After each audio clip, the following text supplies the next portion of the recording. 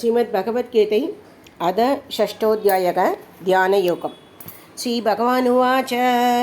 अनाश्रितकर्मबलं कार्यं कर्म करोति यः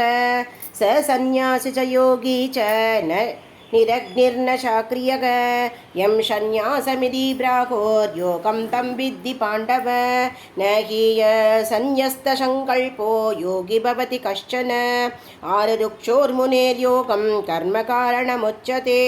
योगारूढस्य तस्यैव शमकारणमुच्यते यदा येनेन्द्रियादेशो न कर्मस्वनुषज्यते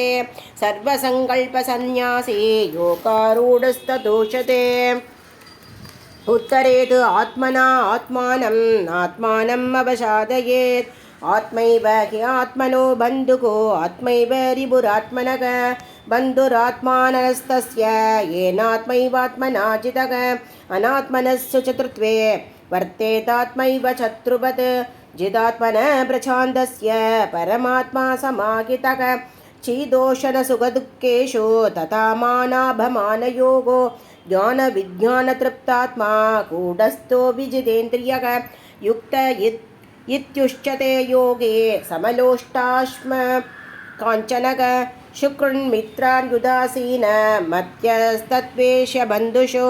साधुष्वपि च पापेषु समबुद्धिर्विचिष्यते योगी युञ्चीत सततम् आत्मानं रगसि स्थितः एकाकी यदचित्तात्मा निराचीरपरिग्रहः सुचोदे च प्रतिष्ठाप्य स्थिरमाशानमात्मनः नात्युच्छ्रितं नादिनीचं शैलाजिनकुचोत्तरं तैत्रैकाग्रं मनः कृत्वा यदचित्तेन्द्रियक्रियः उपविश्यासने युञ्ज्यात् योगमात्मा विशुद्धये समं कायचिरोग्रीवं धारयन्नचलं स्थिरः समप्रेक्ष नासिकाग्रं स्वं दिशच्चानवलोकयन् प्रशान्तात्मा विगतभिर्ब्रह्मचारी व्रते स्थितः मनसंयम्यमच्चित्तो युक्त आशीदमत्परः युञ्जन्नेवं सदात्मानं योगेन यतमानसः शान्तिर्निर्वाणपरमा मत्संस्थामधिगच्छति नात्यज्ञतस्तु योगोऽस्ति न चैघान्तमनश्नतः न चादि स्वप्नशीलस्य जाग्रतो नैव सार्जुन युक्ताहारविहारस्य युक्तचेष्टस्य कर्मसु स्वप्नावबोधस्य योगो भवति दुःखः यदा विनयतं चित्तम्